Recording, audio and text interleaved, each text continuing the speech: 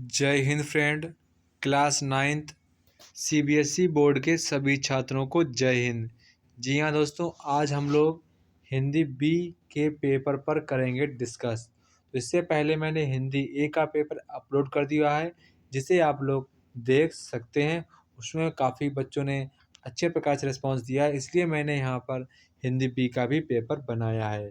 तो यहाँ पर हिंदी बी के में क्वेश्चन वही देखने को मिलेंगे। लगभग ये मैंने सभी question previous year question paper यहाँ पर रखे हैं, उन्हीं से मैंने क्वेश्चन को निकाला है और नया सैम्पल पेपर एक बनाया है आप लोगों के लिए, ताकि यहाँ पर हमारे क्लास 9th के छात्रों को, स्टूडेंट को कोई भी यहाँ पर प्रॉब्लम का फेस ना करना पड़े। तो यहाँ पर आप लोग इसको पूरा देखेंगे, थोड़ा सा स्किप नहीं करेंगे। अगर आप पूरा इसको समझ लेते हैं तो यहाँ पर आप लोगों के लिए काफ़ी इम्पोर्टेंट होने वाला है। तो यहाँ पर आप लोगों से मोस्ट रिक्वेस्ट है कि आप लोग अगर हमारे वीडियो पर नए हैं तो वीडियो को जल्द से जल्द कर लें, सब्सक्राइब कर लें और अपने सभी फ्रेंडों को शेयर कर दें। इतने तो आप लोग कर ही सकते हैं, हम आप लोग इतना करते हैं तो आप लोग हमारे लिए इतना है तो कर ही सकते हैं। तो यहाँ पर सबसे पहले आप लोगों का जो पेपर होता है हिंदी बी का पेपर 80 नंबर का पेपर होता है। कितने नंबर का होता है? 80 नंबर का पेपर होता है। इसमें आपको सबसे पहले खंड आ देखने को मिलेगा। तो यहाँ पर हमारा पहला प्रश्न कह रहा है, अनुच्छेद को ध्यानपूर्वक पढ़कर निम्नलिखित प्रश्नों के उत्तर दीजिए। तो यहाँ पर सबसे मोस्ट इम्पॉर्टेंट बात क्या है कि आपको इस अनुच्छेद को ध्यानपूर्वक पढ़ना है। तो एक बार आप लोग इसको अच्छे तरीके से पढ़ लीजिए, ताकि यहाँ पर आपको बार बार ना पढ़ना पड़े। तो यहाँ पर हमारा पहला प्रश्न कह रहा है, आकाश की काली पृष्ठभूमि पर किसके चिपके होने की बात की गई है? तो यहाँ पर हमारा सही जवाब क्या होगा? टिमटिमाते तारों की। किसकी की गई है? टिमटिमाते तारों की। इसके बाद क्वेश्चन सेकेंड कह रहा है, इस गद्यांश में किस वैज्ञानिक तथ्य का उल्लेख किया गया है? तो यहाँ पर हमारा सही जवाब होगा गुरुत्वाकर्षण शक्ति का यहाँ पर उल्लेख किया गया है। इसके बाद क्वेश्चन नंबर यहाँ पर थर्ड कह रहा है, हम तारों को चलते हुए नहीं देख सकते हैं। तो यहाँ पर हमारा सही जवाब होगा क्योंकि वे हमसे बहुत दूरी पर हैं। तो यहाँ पर हमारा ऑप्शन नंबर खा वाला सही जवाब होगा। इसके बाद क्वेश्चन 4 कह रहा है, पृथ्वी एवं अन्य ग्रह किसके चारों ओर चक्कर लगाते हैं? तो इसका आंसर तो लगभग सभी लोगों का पता होगा। पृथ्वी और जो अन्य मेरे ग्रह हैं वो किसकी ओर चक्कर लगाते हैं? तो इसका आंसर आप लोग मुझे कमेंट बॉक्स में कमेंट कर कर बताएंगे। इसके बाद यहाँ पर क्वेश्चन नंबर 5 है। क्वेश्चन 5 यहाँ पर कह रहा है, आकाश में दिखने वाले तारों के पीछे वैज्ञानिक तथ्य क्या है? तो यहाँ पर हमारा सही जवाब क्या होगा? आपसे पूछा गया तथ्य क्या है। तो यहाँ पर आप लोग देखेंगे वे एक ही जगह पर स्थिर नहीं रहते, ये भी बिल्कुल सही बात कही गई है। वे अपने पथ पर धीरे धीरे चलते रहते, ये भी सही बात कही गई है। गुरुत्वाकर्षण के कारण वे आपस में टकराते नहीं हैं, ये भी बिल्कुल बात सही है। वे चलते हुए भी एक ही जगह पर रहते, तो ये हमारा स्टेटमेंट गलत है।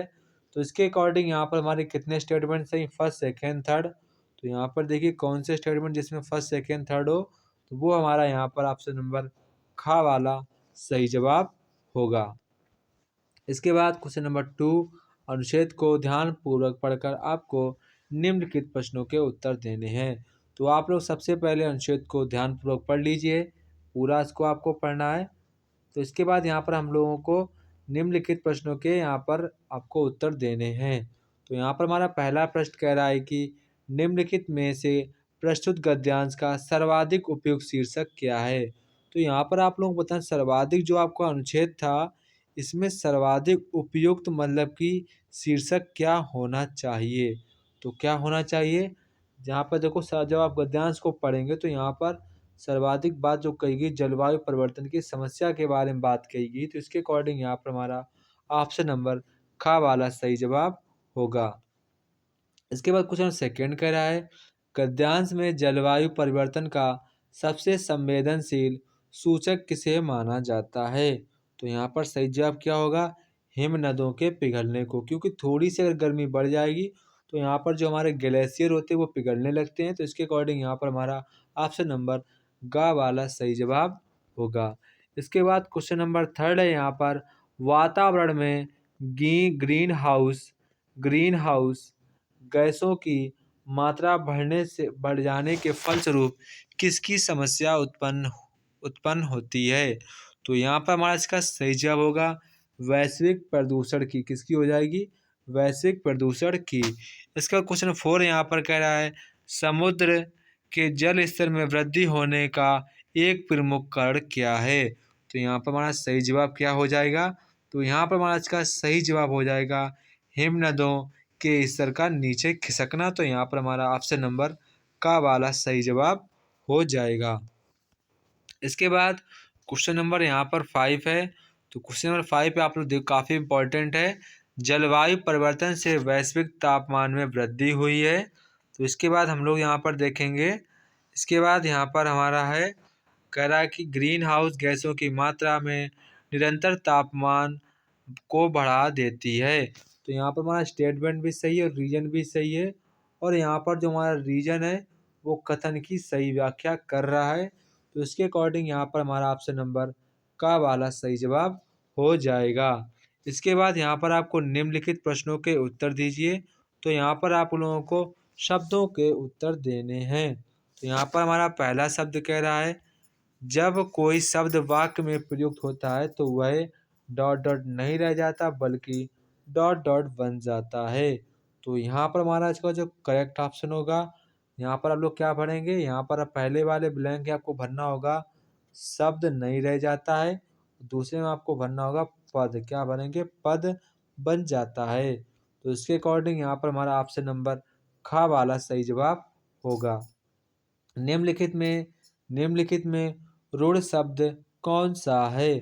तो यहाँ पर आपको बताना रूढ़ शब्द यहाँ पर कौन सा है। पशु यहाँ पर हमारा एक प्रकार का रूढ़ शब्द है। इसके बाद यहाँ पर कह रहा है, निम्नलिखित प्रश्नों में से किन्हीं दो प्रश्नों के उत्तर देना है। तो यहाँ पर कह रहा है, अनुस्वार को मूल रूप से वर्ण का कौन सा भेद माना जाता है? तो कौन सा व्यंजन का भेद माना जाता है। इसके बाद यहाँ पर क्वेश्चन नंबर सेकंड वाला कह रहा है, निम्नलिखित शब्दों में से अनुनासिक के उचित प्रयोग वाला शब्द चुनिए।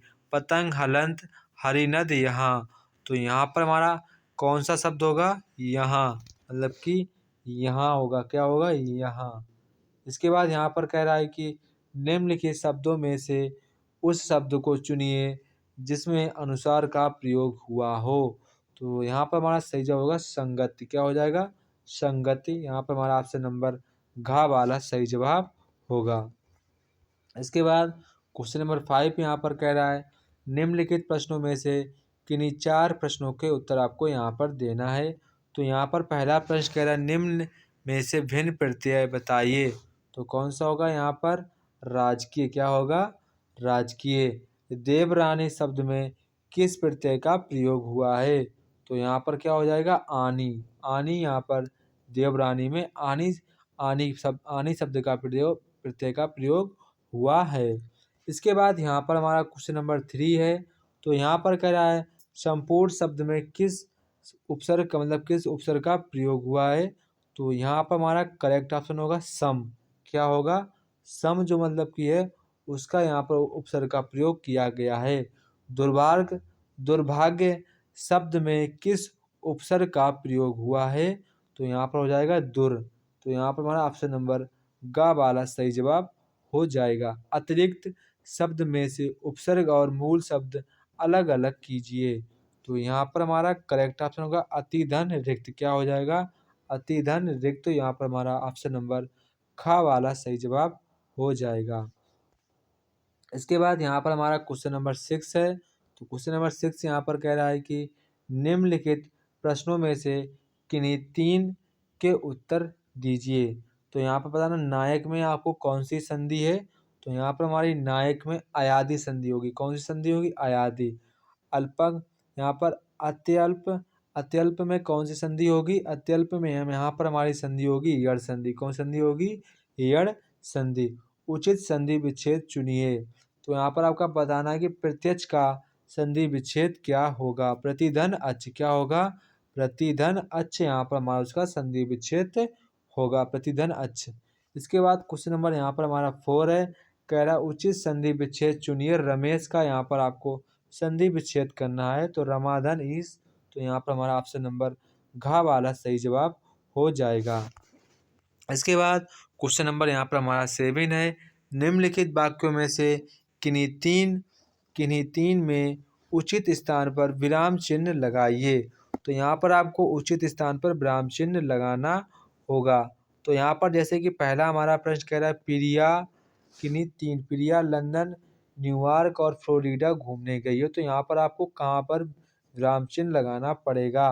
तो यहाँ पर आप लोग कहाँ लगाएंगे, जहाँ पर लिखा प्रिया लंदन, तो आप लंदन के बाद छोटा सा ऐसे कॉमा लगा देंगे लंदन के बाद में। इसके बाद यहाँ पर सेकेंड वाला कह रहा है माँ ने कहा पेड़ पौधे भी रात में सोते हैं।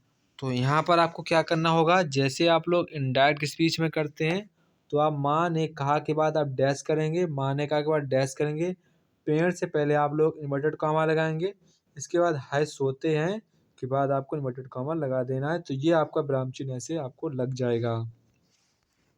इसके बाद शाबाश तुमने बाजी मार ली। तो यहाँ पर हमारा क्या होगा, शाबाश तुमने बाजी मार ली। तो यहाँ पर आप जहाँ पर आपका शाबाश लिखा है उसके बाद आपको तुरंत विस्मयादी बोधक का चिन्ह लगा देना है। उसके बाद क्वेश्चन नंबर 4 यहाँ पर कहा मित्रों ने आते ही कहा क्या यहाँ गाना बजाना होगा। तो यहाँ पर जैसे कि हम मित्रों ने कहा पूछा, तो कहा के आगे जैसे लिखा है पूछा, तो मित्रों ने आते ही पूछा, तो कहा लिखा है, तो कहा लिखा है, तो कहा के बाद आप लगाएंगे कॉमा लगाएंगे। उसके बाद क्या के बाद आप लोगों को क्या से पहले आपको इन्वर्टेड कॉमा लगाना, उसके बाद बजाना होगा के बाद भी आपको इन्वर्टेड कॉमा लगा देना है। तो ये आपको यहाँ पर ऐसे ही करना है। इसके बाद क्वेश्चन नंबर 8 वाला यहाँ पर कह रहा है निम्नलिखित प्रश्नों में से किन्हीं 2 प्रश्नों के आपको यहाँ पर उत्तर देना है। तो यहाँ पर कह रहा है कि श्री राम के पिता का नाम दशरथ था। तो ये किस प्रकार का वाक्य है, विधानवाचक हमारा वाक्य है, विधानवाचन। इसके बाद सेकंड वाला यहाँ पर कह रहा है निम्नलिखित में से कौन अर्थ के आधार पर वाक्य भेद नहीं है। तो यहाँ पर हो जाएगा संयुक्त वाक्य, हो जाएगा संयुक्त वाक्य। अभी तुम बाहर जाओ, तो इसमें कौन प्रकार का हमारा वाक्य भेद है, तो इसमें यहाँ पर हमारा होगा आज्ञावाचक। कौन सा होगा, आज्ञावाचक। इसके बाद अनुच्छेद को ध्यानपूर्वक पढ़कर निम्नलिखित प्रश्नों के उत्तर देना है। तो आप इसको ध्यानपूर्वक पढ़ेंगे, इसके बाद यहाँ पर आपको प्रश्नों के उत्तर देने हैं। कवि ने गरीब निवाजू किसे कहा है, तो किसे यहाँ पर कहा है, अपने प्रभु को। किसको कहा है, अपने प्रभु को। प्रस्तुत पद में कवि रैदास ने अपने स्वामी को किस नाम से संबोधित किया है। तो यहाँ पर क्या हो जाएगा, यहाँ पर हमारा सही जवाब हो जाएगा, मतलब कि कवि ने अपने विकल्पों किनको यहाँ पर सही किया, लाल भी कहते थे, गुसैया भी कहते थे, हरि जीव भी कहते थे। यहाँ पर हमें सभी विकल्प सही है, तो ऑप्शन नंबर ख वाला यहाँ पर हमारा करेक्ट ऑप्शन हो जाएगा। इसके बाद नीचो ऊंच करे मेरा गोविंद कहकर कवि ने क्या इच्छा व्यक्त की है। तो यहाँ पर मतलब है जाति प्रथा और भेदभाव को समाप्त करने की। कवि संतों से ईश्वर की शरण में जाने को क्यों कह रहा है। तो यहाँ पर हमारा सही जवाब हो जाएगा क्योंकि ईश्वर ही उन्हें भव सागर से पार लगा सकते हैं। इसके बाद क्वेश्चन नंबर 5 कह रहा है मेरा गोविंद काहू ते ना डरे पंक्ति से क्या आशय है। तो यहाँ पर हमारा सही जवाब हो जाएगा ईश्वर को किसी का भी भय नहीं है। तो यहाँ पर हमारा ऑप्शन नंबर घ वाला सही हो जाएगा। इसके बाद निम्नलिखित प्रश्नों के उत्तर देना है। तो यहाँ पर कह रहीम के दोहे के अनुसार कीचड़ के जल की क्या विशेषता है। तो यहाँ पर हो जाएगा जिसने जीव जंतु उस जल के पास प्यास बुझाते हो। तो यहाँ पर हमारा ऑप्शन नंबर घ वाला करेक्ट ऑप्शन हो जाएगा। इसके बाद नए इलाके में कविता के अनुसार दुनिया एक दिन में ही क्यों पुरानी पड़ जाती है। तो यहाँ पर हमारा सही जवाब हो जाएगा क्योंकि नित्य नए परिवर्तन हो रहे हैं। तो यहाँ पर हमारा ऑप्शन नंबर घ से घड़ी वाला करेक्ट ऑप्शन होगा। इसके बाद आपको अनुच्छेद को ध्यानपूर्वक पढ़कर निम्नलिखित प्रश्नों के उत्तर देने हैं। तो यहाँ पर हमारा पहला प्रश्न कह रहा है कि पाठ के आधार पर बताइए कि तेंजिंग कौन था। तो कौन था? एवरेस्ट पर चढ़ने वाला पहला व्यक्ति। इसके बाद तेंजिंग ने किस बात पर विशेष महत्व दिया है? प्रत्येक सदस्य से बातचीत करने पर। इसके बाद क्वेश्चन नंबर 3 यहाँ पर कह रहा है लेखिका ने स्वयं को नौसिखिया क्यों बताया? तो यहाँ पर क्योंकि एवरेस्ट पर चढ़ना उसका पहला पर्वतीय अभियान था। इसके बाद क्वेश्चन नंबर 4 कह रहा है गद्यांश के अनुसार बचेंद्री पाल लेखिका का यह कौन सा अभियान है? तो यहाँ पर हमारा करेक्ट ऑप्शन हो जाएगा पहला। कौन सा हो जाएगा? पहला अभियान था। इसके बाद यहाँ पर क्वेश्चन नंबर 5 कह रहा है लेखिका के लिए तेंजिंग ने कौन से शब्द कहे थे? तो यहाँ पर हमारा करेक्ट ऑप्शन हो जाएगा तुम्हें पहले प्रयास में ही शिखर पर पहुंच जाना चाहिए। तो यहाँ पर हमारा ऑप्शन नंबर खा वाला करेक्ट ऑप्शन हो जाएगा। इसके बाद निम्नलिखित प्रश्नों के उत्तर दीजिए। तो यहाँ पर हमारा पहला प्रश्न कह रहा है कि गांधी जी को मौत का सदमा लगा था। तो यहाँ पर आपको बताना होगा गांधी जी को मौत का सदमा लगा था। तो किसके द्वारा लगा था? महादेव। क्या होगा? महादेव। किसकी मौत का सदमा लगा था? महादेव की मौत का सदमा लगा था। तुम कब आओगे अतिथि किस विधा की रचना है? तो यहाँ पर हो जाएगा व्यंग। क्या हो जाएगा? व्यंग। इसके बाद यहाँ पर आपके वर्णनात्मक प्रश्न है। तो यहाँ पर कह रहा है कि निम्नलिखित प्रश्नों में से किन्हीं 2 प्रश्नों के उत्तर देना है। तो यहाँ पर जो आपको काफ़ी आसान लगे वो आप यहाँ पर कर सकते हैं। इसके बाद क्वेश्चन नंबर 14 यहाँ पर कह रहा है निम्नलिखित प्रश्नों में से किन्हीं 2 के उत्तर दीजिए।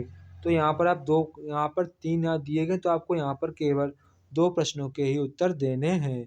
इसके बाद क्वेश्चन 15 कह रहा है निम्नलिखित में से किन्हीं आपको 2 प्रश्नों के उत्तर देने हैं। तो यहाँ पर जो आपको काफ़ी इजी लगे वो आप यहाँ पर कर सकते हैं। इसके बाद यहाँ पर क्वेश्चन नंबर 16 कह रहा है शारीरिक श्रम सबके लिए जरूरी विषय पर दिए गए संकेत बिंदुओं के आधार पर अनुच्छेद लिखिए। तो यहाँ पर आपको 4 अनुच्छेद दिए गए हैं। आपको इन्हीं की हेडिंग बनाकर आपको एक छोटा सा अनुच्छेद लिखना है। इसका अथवा में सेम वही है।